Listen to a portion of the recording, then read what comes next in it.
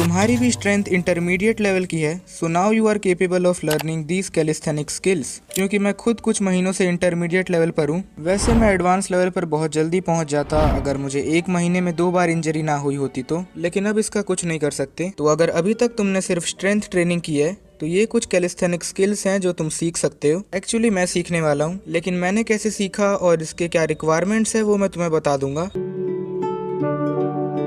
1 arm pushup. तो इसे सीखने के लिए मुझे पहले इसका फॉर्म सीखना होगा, जिसके लिए मैं YouTube पे गया और फिर मुझे पता चला कि सबसे पहले तो हम इसे एक आर्म से लगा रहे हैं, तो इसमें हमारा कोर बहुत ज्यादा इन्वॉल्व होता है, जिसके कारण स्ट्रॉन्ग कोर होना जरूरी है। लेकिन मेरी कोर स्ट्रेंथ अच्छी खासी है तो मुझे कोई दिक्कत नहीं है। तो 1 आर्म पुशअप लगाने के लिए हमें अपने पैरों का डिस्टेंस ज्यादा दूर रखना पड़ता है कंपेयर टू नॉर्मल पुशअप, और हाथ को नॉर्मल पुशअप से थोड़ा आगे रखना है। हम एक हाथ से पुशअप लगा रहे हैं, इसीलिए बैलेंस बनाने के लिए ये सब करना पड़ता है। तो मैंने इसे पहली बार ट्राई किया और एल्बो में दर्द। और हाँ, इतना तो मुझे भी पता था कि पहली बार में तो ये नहीं लगना है। तो मैंने थोड़ी रिसर्च की और मुझे पता चला कि 1 आर्म पुशअप लगाने के लिए हमें पहले आर्चर पुशअप को मास्टर करना पड़ेगा। और मैंने पहली बार ट्राई किया और मुझसे 10 ही लगे, क्योंकि मैं सही ढंग से लगा नहीं पा रहा था। तो मैंने 2 दिन तक लगातार आर्चर पुशअप लगाए और मैं 1 आर्म पुशअप लगाने की भी कोशिश कर रहा था बीच बीच में। और फिर आता है तीसरा दिन, मैंने फिर 1 आर्म पुशअप लगाने की ट्राई करी और सरप्राइजिंगली मैंने लगा लिया।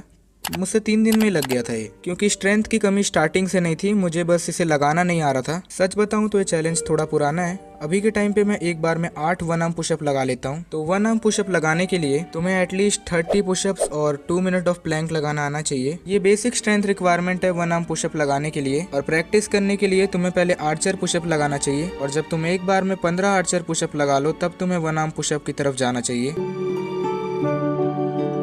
एल्बो टक प्लेंच। फुल प्लेंच लगाने में सालों लग जाते हैं, लेकिन एल्बो टक इन करके ये काफी इजी हो जाता है। हाँ, अब मैं ये इसीलिए बोल पा रहा हूँ क्योंकि मैंने अब ये सीख लिया है, नहीं तो स्टार्टिंग में तो मुझे ये भी हार्ड लग रहा था। लेकिन इन रियलिटी इसे करने के लिए रॉ स्ट्रेंथ बहुत कम चाहिए, ज्यादातर तुम्हें अपनी फॉर्म पर ध्यान देना है। तो इस बार स्टार्टिंग में रिक्वायरमेंट बता दूं, उसके बाद आगे बढ़ते हैं। अगर तुम एटलीस्ट 10 पुशअप्स लगा लेते हो तो तुम ये कर सकते हो। हाँ, मैं मजाक नहीं कर रहा, ये बस दिखने में ही हार्ड है। तो पहले तो ये समझ लो कि इस स्किल में तुम सिर्फ पैरों को ऊपर उठा रहे हो, नहीं तो देखने में ऐसा लगता है कि तुम पूरी बॉडी को ऊपर उठा रहे हो। और लोगों को लगता है कि इसे करने के लिए बहुत ज्यादा कोर स्ट्रेंथ चाहिए होती है, पर ऐसा कुछ नहीं है। तुम्हें बस अपने बॉडी वेट को सही तरीके से डिस्ट्रीब्यूट करना है। देखो, तुमने एल्बो टक इन रखे हैं तो तुम्हारी पूरी बॉडी तुम्हारे एल्बो पे है। तो मान लो तुम्हारा वेट 40 kg है। अब तुम्हें एल्बो के ऊपर बॉडी को ऐसे रखना है कि तुम्हारा 20 kg वेट आगे के साइड हो और 20 kg वेट पीछे के साइड हो। इसमें सारा खेल बॉडी वेट डिस्ट्रीब्यूशन का है, बाकी थोड़े बहुत कोर स्ट्रेंथ की जरूरत पड़ती है। और मुझे इसे सीखने में बस 2 दिन लगे थे। पहले दिन तो मैं बस ट्राई करता रह गया था, लेकिन धीरे धीरे मैं समझ गया था कि मैं क्या गलती कर रहा हूँ। L sit. अगर सच बताऊं तो ये मैंने फर्स्ट ट्राई में कर लिया था। देखो, अगर तुम 10 सेकंड्स तक एल सिट कर ले रहे हो तो मैं कहूंगा कि तुम एल सिट सीख चुके हो काफी अच्छे तरीके से। मैंने पहली ही बार में 10 सेकंड तक कर लिया था, क्योंकि हमें इसका फॉर्म सीखने की जरूरत नहीं है। तुम्हें बस देखकर ही समझ आ जाएगा कि इसे करना कैसे है। अगर स्ट्रेंथ रिक्वायरमेंट की बात करें तो मैं कहूंगा 15 लेग रेजेस। अगर 15 लेग रेजेस लगा ले रहे हो तो तुम at least 5 seconds of L sit तो लगा ही लोगे। और बेसिकली अगर तुम 5 सेकंड लगा ले रहे हो तो ये काउंट होता है। बाकी मैं फिर भी कहूंगा कि इसे एटलीस्ट 10 सेकंड तक ले जाने का ट्राई करना। और वैसे भी इसमें सिर्फ तुम्हारा कोर इन्वॉल्व हो रहा है, तो ये तो तुम में से भी काफी लोग पहली बार में कर लेंगे, या तो हो सकता है कि अभी तक की सारी स्किल्स तुम्हें पहले से आती होगी। Hand stand. It looks easy but it's really hard. मतलब इन चारों में से सबसे हार्ड स्किल यही है, क्योंकि इसमें स्ट्रेंथ के साथ तुम्हारा बैलेंस अच्छा होना चाहिए।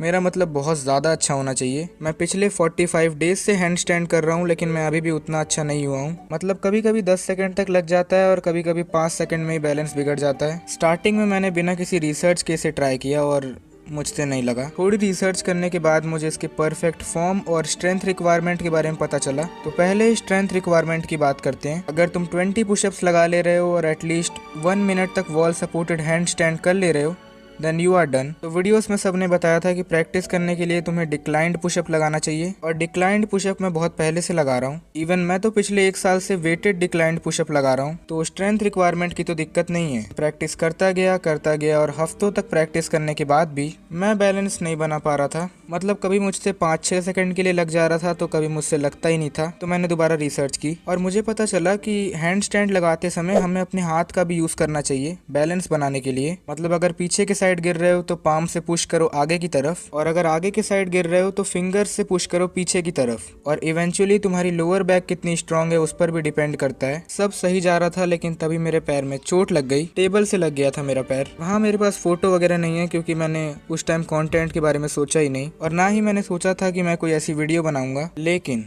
उसके एक हफ्ते तक मैंने दोबारा कभी हैंड स्टैंड ट्राई नहीं किया, और मैंने एक हफ्ते बाद जब ट्राई किया तो हालत पहले से बुरी हो गई। मैं वॉल सपोर्टेड हैंड स्टैंड तो 2 मिनट तक लगा ले रहा था, लेकिन नॉर्मल हैंड स्टैंड मुझसे 5 सेकंड भी नहीं लग रहा था। और यहाँ मैं नेक्स्ट लेवल पर डीमोटिवेट हो गया। और सच बताऊं तो मैं इस वीडियो में मसल अप भी सीखने वाला था, लेकिन जैसा मैंने तुम्हें बताया महीने में 2 इंजरी, मतलब किस्मत ही खराब है मेरी। और मैंने 2-3 दिन तक दोबारा ट्राई नहीं किया क्योंकि मेरे हाथ में भी इंजरी और पैर में भी। 3 दिन बाद मेरा हाथ थोड़ा रिकवर हुआ तो मैंने दोबारा ट्राई किया और 1 महीने तक करता गया, और अब मैं एटलीस्ट 5 सेकंड तक हैंड स्टैंड लगा लेता हूँ। तो मैं कह सकता हूँ कि मुझे हैंड स्टैंड आता है। देखो, हैंड स्टैंड लगाने के लिए रिक्वायरमेंट होती है स्ट्रॉन्ग शोल्डर्स की। ओवरऑल मुझे इसे सीखने में बहुत टाइम लग गया, लेकिन जब मैंने इंटरनेट पे सर्च किया तो मुझे पता चला कि सबको 2-3 महीने लगते हैं ये सीखने के लिए। उस हिसाब से देखें तो मुझे ज्यादा टाइम नहीं लगा है। बस बाकी आज की वीडियो के लिए फिर इतना ही। अगर तुमने सब्सक्राइब कर दिया है तो हम दोबारा मिलेंगे।